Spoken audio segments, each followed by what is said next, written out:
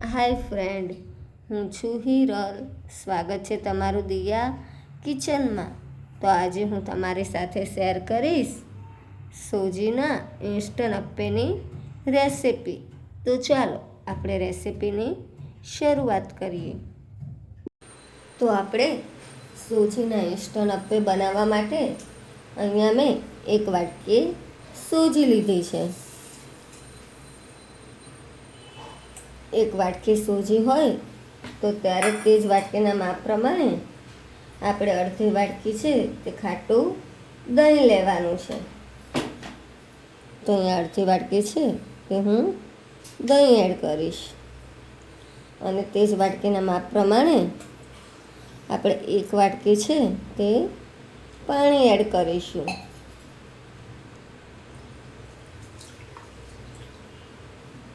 અપ્પે બનાવવા માટે આ સૌથી મહત્ત્વનું સ્ટેપ છે. બરાબર મિક્સ કરી લેશું.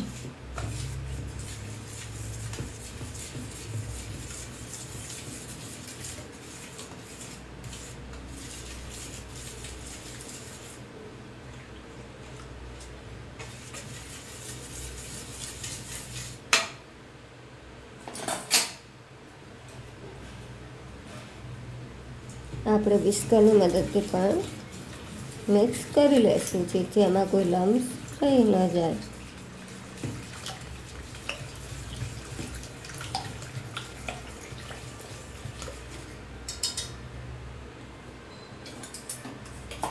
અપ્પે બનાવવા માટે આપણે પાણી છે તે એડ કરી અને બેટર આ રીતે તૈયાર કરવાનું છે.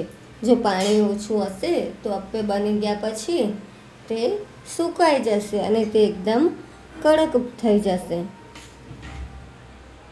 અપ્પે બનાવવા માટે આપણે જે સોજીનો ઉપયોગ કરીએ તે આપણે બજારમાં આ રીતે પેકેટ પર સોજી લખેલું આવે તે સોજી લેવાની છે.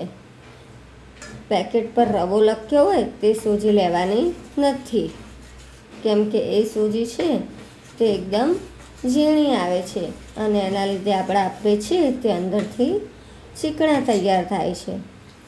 તો આપણે ઢાંકી અને 35 મિનિટનો રેસ્ટ આપીશું. સોજી પર લે ત્યાં સુધી આપણે એમાં અંદર એડ કરવાનો મસાલો તૈયાર કરી લઈએ. એની માટે ગેસ ચાલુ કરીશું.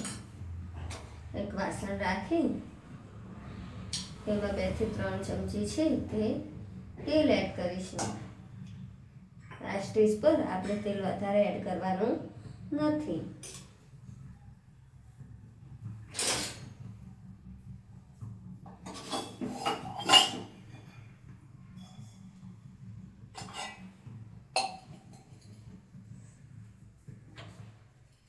તેલ ગરમ થાય એટલે આપણે એમાં 1 ચમચી છે તે ચણા દાળ એડ કરીશું.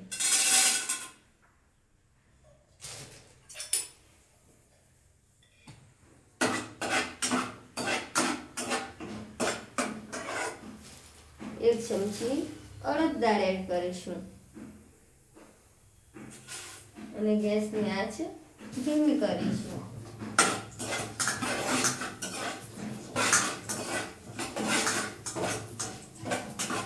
ત્યારે થોડી લાલ થાય ત્યાં સુધી આપણે સાતળીશું.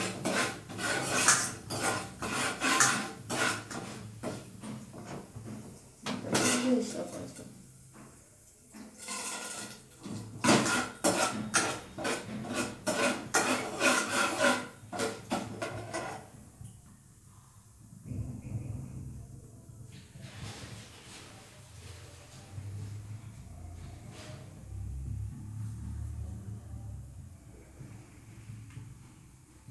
એમાં આપણે મીઠા લીમડાના પાન એડ કરીશું 4 થી 5.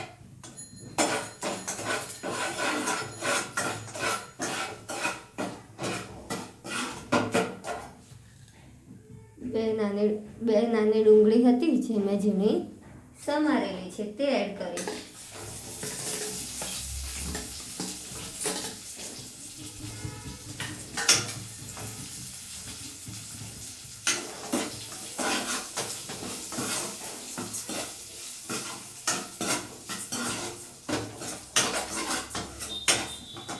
ડુંગળી છે જે ગોલ્ડન બ્રાઉન થાય ત્યાં સુધી આપણે સાંતળવાની છે. 3 લીલા મરચાં હતા તે ઝીણા સમારી લીધા છે તે એડ કરીશ.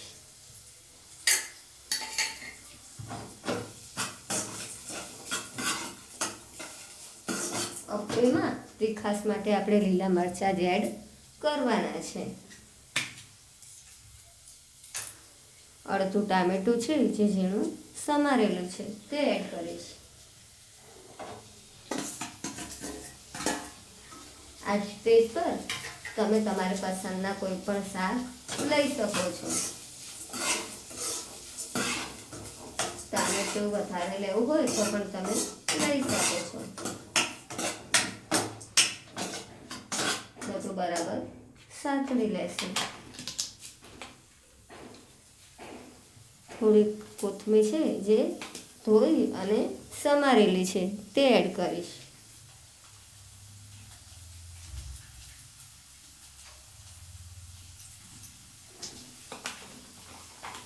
કોથમીર એડ કરી અને બરાબર મિક્સ કરી લેશું.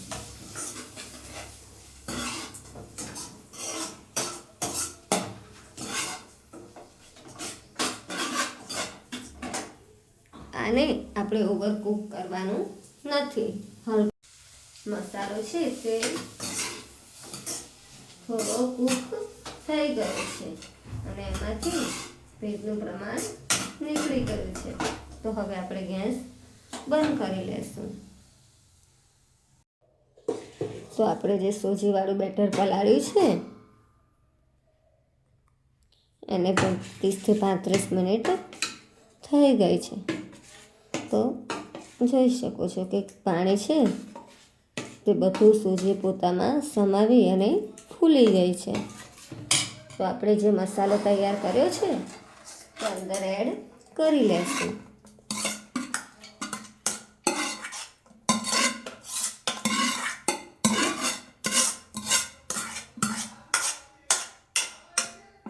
મસાલો એડ કરી અને બરાબર મિક્સ કરી લેશું.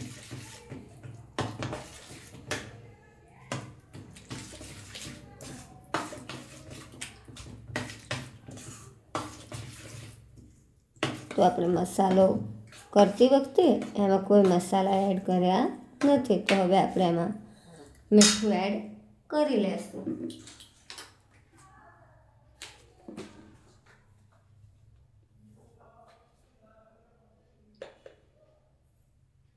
સ્વાદ અનુસાર આપણે મીઠું એડ કરીશું. મીઠું એડ કરી અને બરાબર મિક્સ કરી લેશું. આ સ્ટેજ પર આપણે બેટર છે તે સહેજ ચાખી લેવાનું. જો મીઠું ઓછું લાગે તો તમારે ફરી એડ કરવાનું. હવે બેટરમાં આપણે અડધી ચમચી છે તે ઈનો એડ કરીશું. જે રેગ્યુલર ઈનો આવે છે તે આપણે લેવાનો છે. ઈનોની જગ્યાએ તમે બેકિંગ સોડા પણ લઈ શકો છો. તો અડધી ચમચી એડ કરી અને તેને એક્ટિવ કરવા માટે ઉપરથી થોડું પાણી એડ કરીશું અને એક જ દિશામાં તેને બરાબર મિક્સ કરી લેશું. મિક્સ કરતી વખતે આપણે એક જ દિશામાં તેને હલાવવાનું છે.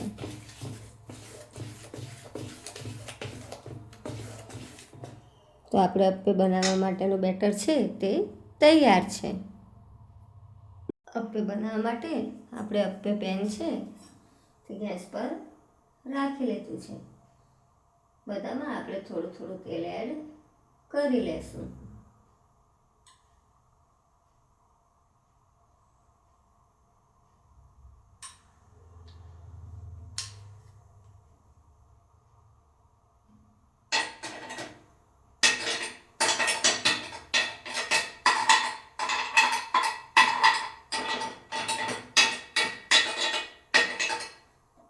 અને ગેસની આંચ છે તે આપણે ધીમી કરીશું.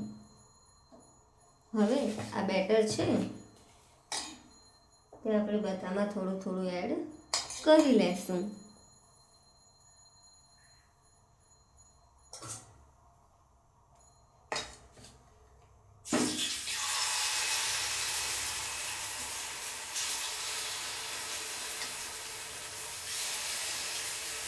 આપણે આમાં સમાય એટલું જ બેટર એડ કરવાનું છે, તેને ઓવર એડ કરવાનું નથી.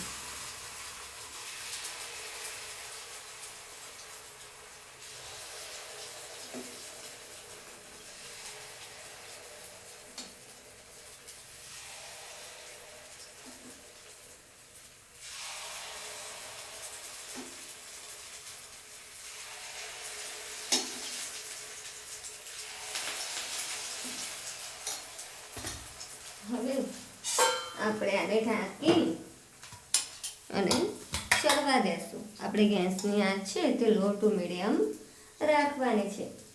જો આપણે વધારે રાખીશું તો અપમ છે તે બહારથી બળી જશે અને અંદરથી કાચા રહેશે. એટલે આપણે લો ટુ મીડિયમ રાખી અને ઢાંકી લેવાનું છે. હવે આપણે ચેક કરી લેશું.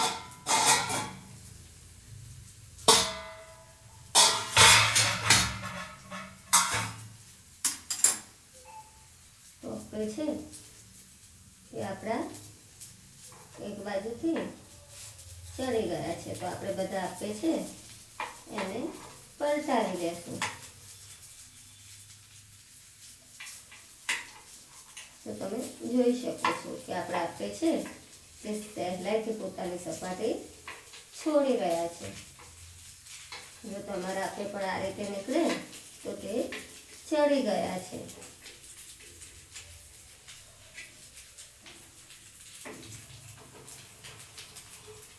અને ફૂલીને દડા જેવા થયા છે.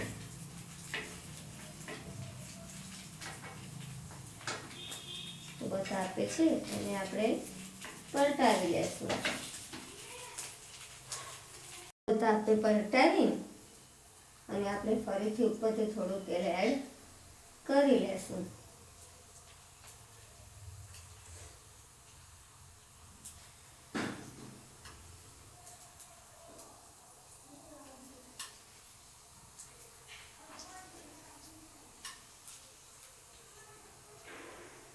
પલટાવી અને આપણે તેને ઢાંકવાના નથી, તે માત્ર 2 મિનિટમાં જ ચડી જશે.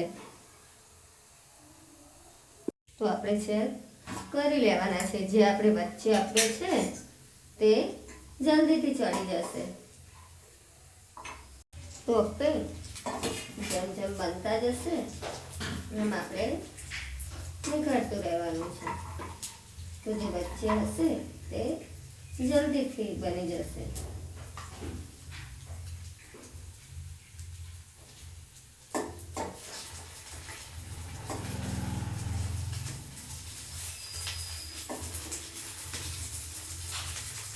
તો જોઈ શકો છો કે આપણે આપે છે તે ફૂલીને દડા જેવા બન્યા છે.